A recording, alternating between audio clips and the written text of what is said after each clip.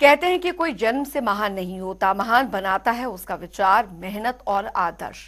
नमस्कार, आप लगा हमारी जो पेशकश है वो यहाँ पर खास पेशकश देख रहे हैं और आज हम एक ऐसी ही शख्सियत की बात करने वाले हैं जिनका नाम भारत कोकिला के नाम से प्रसिद्ध है। भारत कोकिला, जी हाँ, इस नाम को सुनते ही आपके जहन में चलता होगा कि यह नाम कोई आम इंसान का नाम भारत कोकिला तो नहीं हो सकता। जी हाँ, आपने ठीक सोचा है, लेकिन ये शख्सियत आम से ही महान बनी है, जिसका नाम है भारत कोकिला सरोजिनी नायडू। इस महान विभूति की जयंती पर देखिए हमारी खास रिपोर्ट। एक महान विदुषी, एक महान दार्शनिक, एक महान नेता, एक महान कवियत्री और भारत कोकिला, कुछ इसी तरह के नामों से जाना जाता है सरोजिनी नायडू को।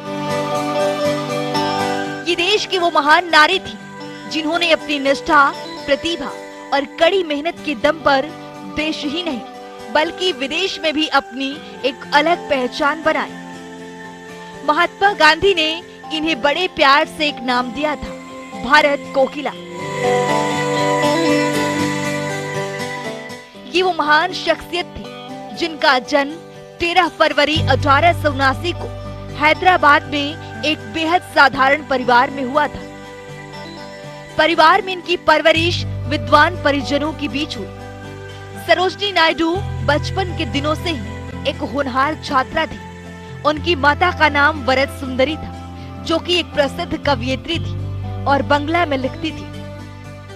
उनके पिता का नाम अघोरनाथ चट्टोपाध्याय था, जो एक महान वैज्ञानिक और शिक्षा शास्त्री थे। भारत कोकिला के नाम से प्रसिद्ध हुई सरोजिनी नायडू एक प्रतिभावान छात्रा थी। वो इंग्लिश, बंगला, उर्दू, तेलुगु और फारसी भाषा की ज्ञाता थी। महज 12 साल की उम्र में सरोजिनी नायडू मैट्रिक पास कर चुकी थी। ये वो दौर था जो 8वीं पास करना भी मुश्किल था, लेकिन नन्ही सरोजिनी ने उस दौर में भी महज 12 साल की उम्र में मैट्रिक पास कर सबको चौंका दिया। कुछ कर गुजरने का हौसला नन्ही सरोजिनी को बचपन से था, जो कभी आम बच्चों की तरह नन्ही सरोजिनी गली मोहल्ले में खेला करती थी। कोई क्या जानता था कि वो आगे जाकर भारत कोकिला के नाम से प्रसिद्ध हो जाएंगी, लेकिन हुआ कुछ ऐसा ही।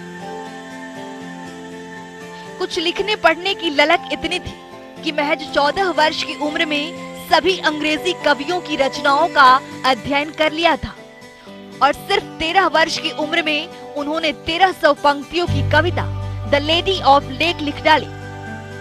ये सब लिखने पढ़ने की शौक उनके माताजी से विरासत में ही मिल गया था।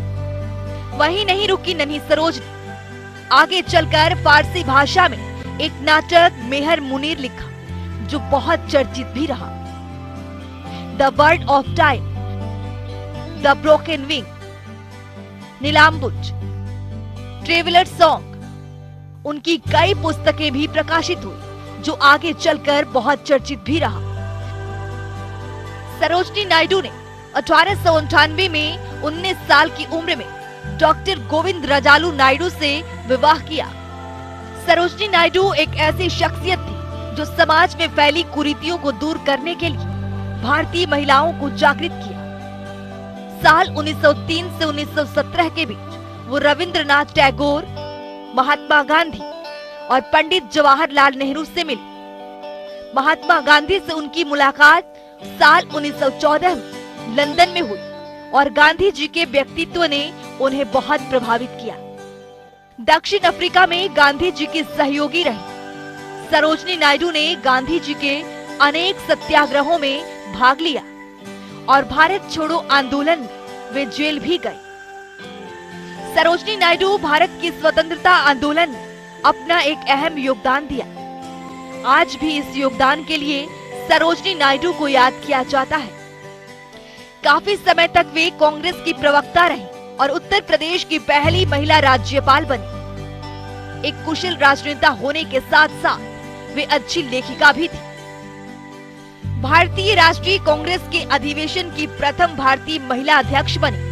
वे भारत कोकिला के नाम से जानी गई। गांधी जी ने उनके भाषण से प्रभावित होकर उन्हें भारत कोकिला की उपाधि दी थी। तब से अब तक सरोजिनी नायडू का नाम भारत को। चलिए फिलहाल वक्त हो चला एक छोटे से ब्रेक का। आप बने रहिए जनता टीवी के साथ। नमस्कार।